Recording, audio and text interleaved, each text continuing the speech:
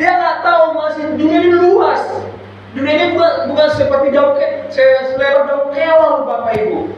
Dan kamu tahu yang ada di pikiran itu segini kecil daun kelor. Kalau orang yang sendiri dianggap dunia ini sempit, pola pikirnya sempit, dangkal, dirinya sendiri. Dia nggak tahu bahwa dunia ini begitu luas. Banyak lagi program-program yang belum kita gali, berkat-berkat Allah yang belum kita terima. Banyak lagi orang-orang lagi yang harus kita temui, orang-orang hebat, orang yang bijaksana, orang yang membuat kita lebih lagi terheran-heran karena dunia ini luas. 8 miliar lebih manusia ciptaan Tuhan di muka bumi ini, Bapak Ibu. Bukan sendiri kita di perbuatan ini, amin. 8 miliar. Gereja Tuhan juga tidak hanya satu-satunya di Batam ini.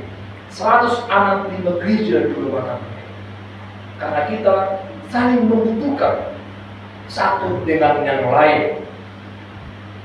Karena itu Bapak Ibu dan Tuhan, bahwa kita menghormati kepada Tuhan, menghormati Tuhan yang sama, kita harus dalam poin yang pertama ini, kita wajib membayar kewajiban kita menghormati dalam Roma 8 ayat sebelum tadi Roma 12 ayat 10 itu menghormati yang lebih tua daripada kita. Itu kewajiban kita menghormati. Terus Bang Noel, kepada orang lain kita perlu memiliki sikap hormat. Bentuk hormat kita dapat ditujukan kepada satu. Jadi Bapak, ini kewajiban kita. Kewajiban anak-anak Tuhan membayar kewajiban. Yang pertama, pemerintah. Beberapa bagian di dalam Alkitab menyatakan tentang sikap kita yang seharusnya kepada pemerintah. Bapak Ibu, karena itu saya katakan tadi dari awal, saya punya rumah, taat bayar pajak. Jadi kita harus taat kepada pemerintah, membayar PPN. Kalau makan di McDonald, pakai KFC, harus bayar 12% pajak. Itu wajib, Bapak Ibu. Jadi karena dalam Roma 13 ayat 1, saya bacakan, tiap-tiap orang harus takluk kepada pemerintah yang di atasnya. Sebab tidak ada pemerintah yang tidak berasal dari Allah. Dan pemerintah-pemerintah yang ada ditetapkan oleh Allah. Karena pemerintah itu ditetapkan oleh Allah, pilihan Allah. Maka kita wajib tunduk kepada peraturan pemerintah. Undang-Undang Dasar 45 di Indonesia ini harus tunduk kepada segala sesuatu dari Undang-Undang Dasar Pancasila. Sebagai kita warga Indonesia, taat tunduk, saling menghormati, toleransi antar beragama, dan saling kita memiliki di bangsa ini. Terus kepada orang tua, poin yang kedua, wajib Bapak Ibu umat Tuhan. Ini kewajiban kepada kita umat Tuhan hari ini. Tuhan mau nasihati kita dengan baik-baik, khususnya remaja, khususnya muda-mudi tempat ini, khususnya kita yang masih ada orang tua kita, yang masih ada orang tua. Jadi saya, Bapak Ibu, bapak mama saya sudah meninggal. Jadi bagi kamu yang masih ada orang tuamu, hormati, oke? Sikap hormat kita kepada orang tua akan berpengaruh kepada keadaan kita di bumi. Wow! Siapa yang tidak menghormati orang tuanya, maka dia akan terkutuk. Itu mempengaruhi. Siapa yang tidak menghormati ibunya yang melahirkan, dari rahim ibunya. Banyak kan anak-anak sekarang ini melihat mamanya, tidak dihormatinya ibunya yang melahirkan. Bapak Ibu, kaum muda-mudi yang melahirkan kamu, hormati lebih. Mari kita baca dalam Keluaran 20 ayat 12. Satu orang bacakan. Satu orang bacakan.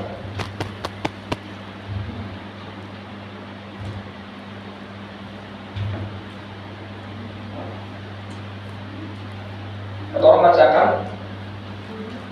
Baca di Quran. Keluaran 20 ayat 12. Keluaran 20 ayat 12. Hormatilah yang diurus, supaya kamu beruntung di tanah yang diberikan Tuhan Allahmu kepadamu. Iya, Bapak Ibu, inilah patik Palimaon. kalau bahasa Batak, ya. Perintah Allah kepada umat Israel, dan perintah ini turun temurun kepada kita. Dikatakan di situ, hormatilah ayah dan ibumu supaya lanjut umurmu di tanah yang diberikan Tuhan Allahmu kepadamu. Ini berpengaruh di bumi, Bapak Ibu. Setiap orang yang menghormati bapak mamanya, Allah akan ikut campur membela dia. Seberapa kita susah payah kita dan gaji kita, uang yang terdapat dari upah pekerjaan kita, kita sisihkan kepada orang tua kita.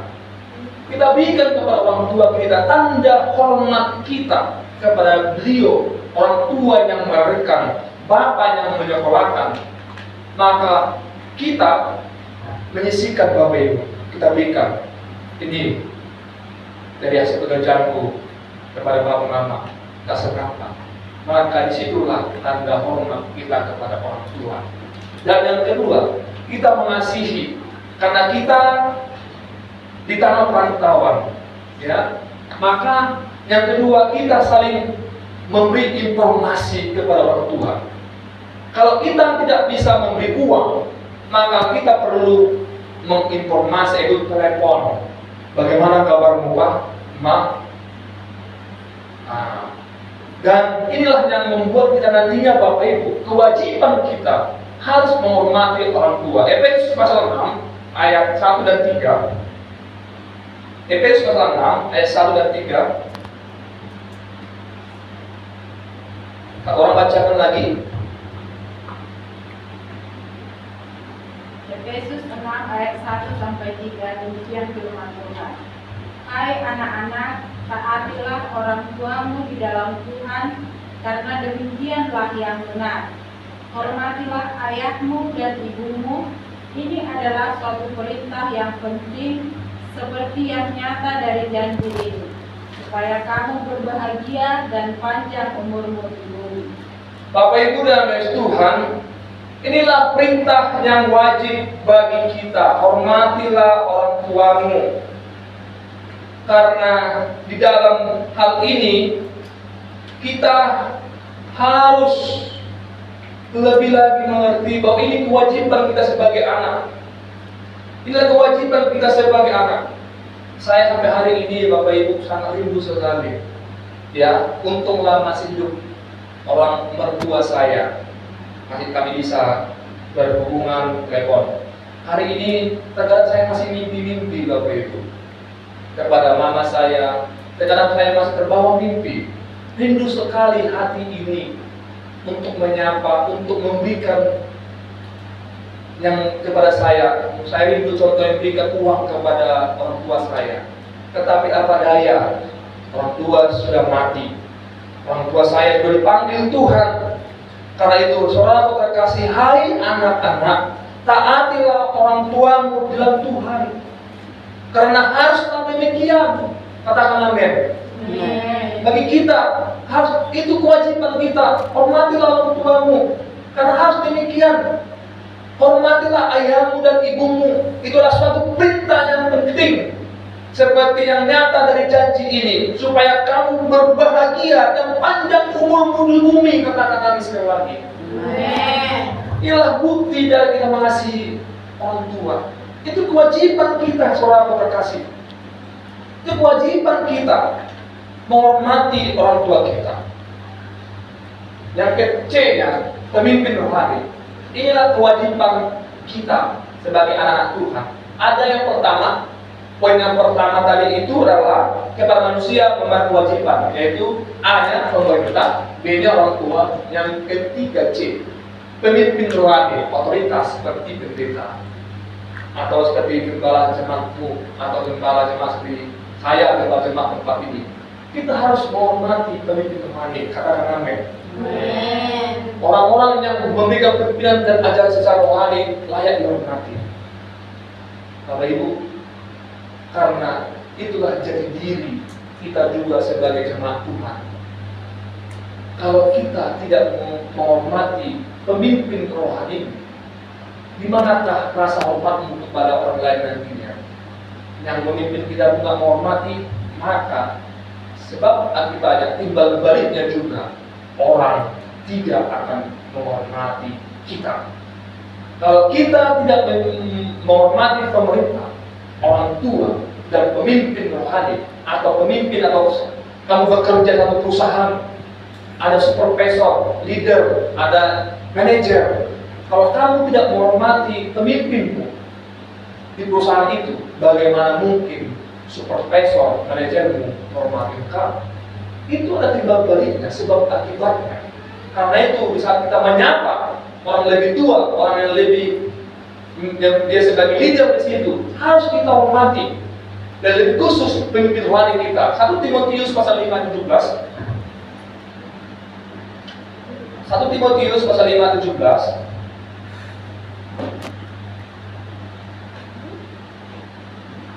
Atau bacakan 1 Timotius ayat 5:17. Bisa lebih cepat?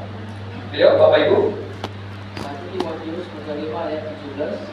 Penaturan ratu yang baik pimpinannya patut dihormati 2 kali lipat, terutama mereka yang dengan jerih payah berkhotbah dan mengajar.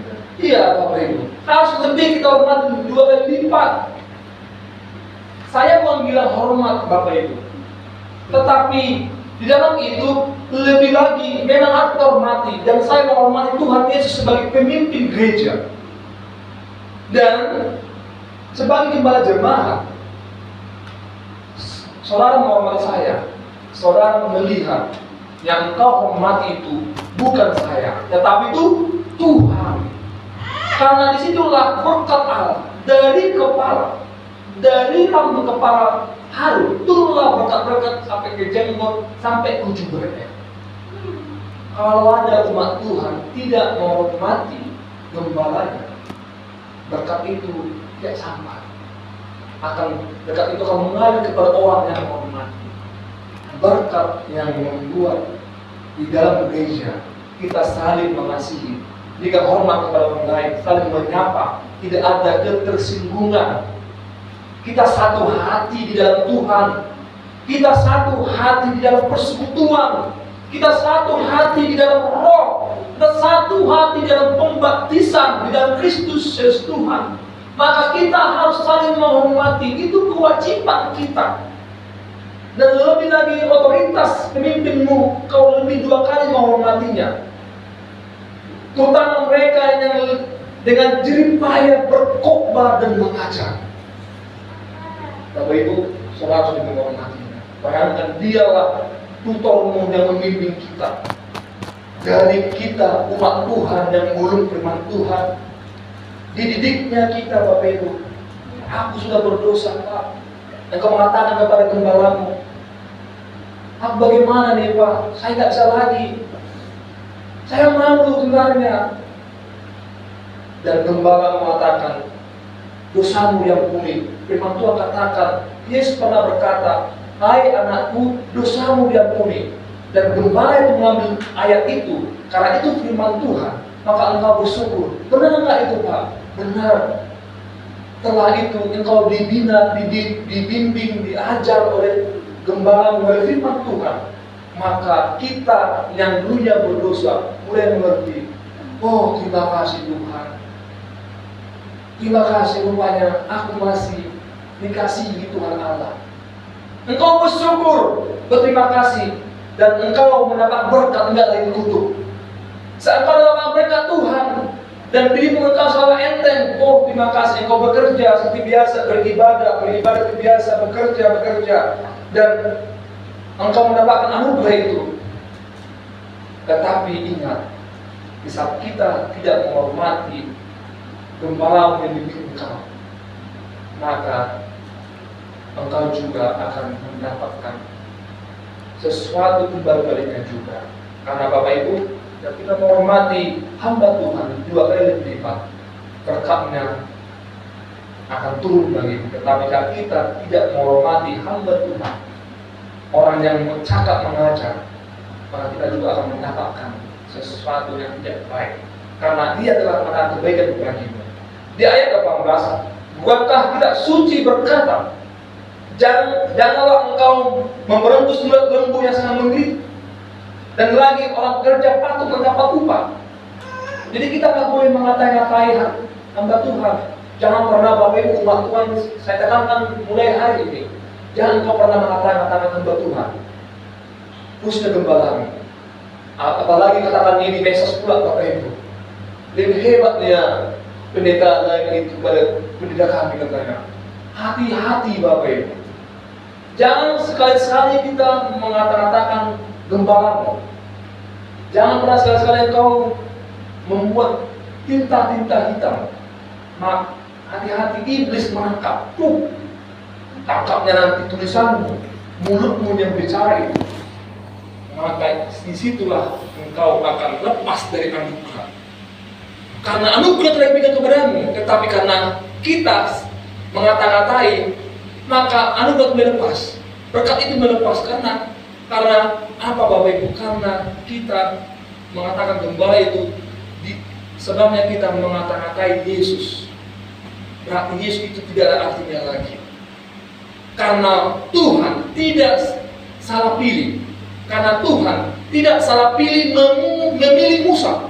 Biarpun Musa itu tidak cakap mengajar, biarpun Musa itu patah lidah, biarpun Musa itu bodoh, tetapi di waktu bangsa Israel memberontak mengata-ngatai Musa, apa yang terjadi? Kematian. Mereka mati, 8.000 orang mati Bapak Ibu, memberontak kepada Musa. Apa katanya di situ? Satu awalnya itu Tuhan dan percaya mereka sama Harun. Aku lebih cakap pada Musa. Mengapa Musa jadi pemimpin? Aku lebih lagi katanya. Allah langsung berfirman kepada Musa, murka Allah karena mereka mengata-ngatai hambanya Musa dan mereka mati Bapak Ibu. Terjadi pemberontakan. Karena itu hati-hati umat Tuhan di tempat ini. Jangan sekali-sekali kita mengata-ngatai khususnya gembala kita. Bukankah kita suci berkata, jangan engkau memberus mulut dan punya sedang mengirik dan lagi seorang pekerja patut mendapat upah. Jadi Bapak Ibu, hamba Tuhan ini dapat upah. Upah dari surga, katakan amin. Amin. Memang upah di TV ini nggak ada Bapak Ibu. Saya hanya berdoa kepada Tuhan, Tuhan turun. Tetapi upah saya yang mengembalakan, upah saya di surga. Dan upah saya di surga ini saya transfer kepada saudara. Dan kita sama-sama dapat upah. Amin, Bapak Ibu. Amin. Ibrani 13 ayat 17.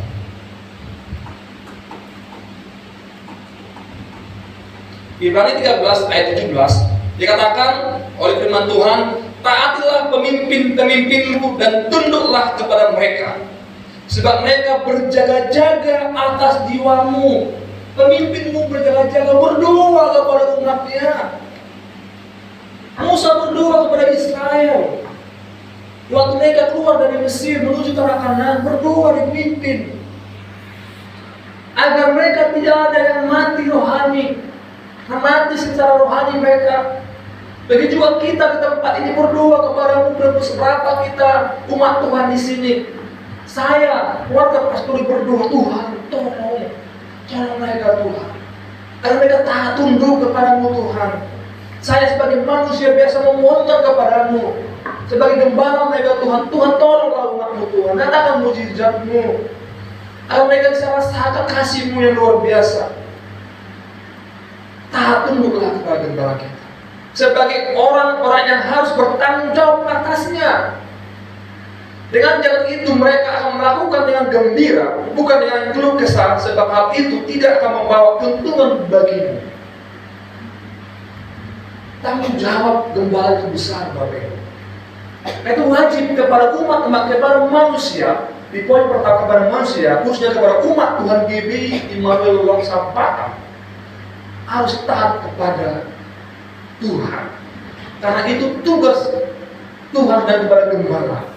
Dan khususnya gembala, karena tugas gembala untuk berdoa, menjaga umat Tuhannya, seperti gembala kepada domba-dombanya. Saat domba-dombanya yang 100 itu dia jaga, ada satu domba yang hilang.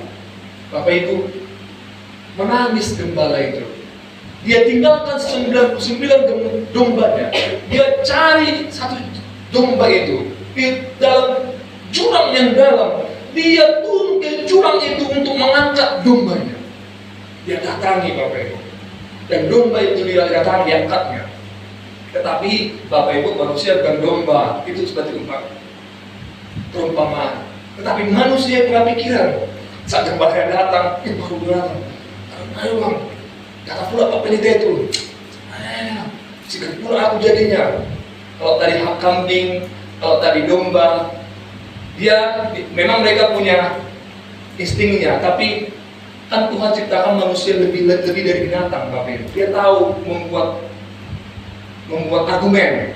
Aduh Pak, kami ke rumahmu lah dulu ya. Aduh lagi sibuk nih Pak, jangan dulu ya katanya. Jadi kita sudah datang nih. Ini sudah lama nggak ibadah dia nih. Kita jumpai lah yuk, jumpai. Di mana? Apa kabar ya? Bla bla bla. Kami datang ke rumahmu,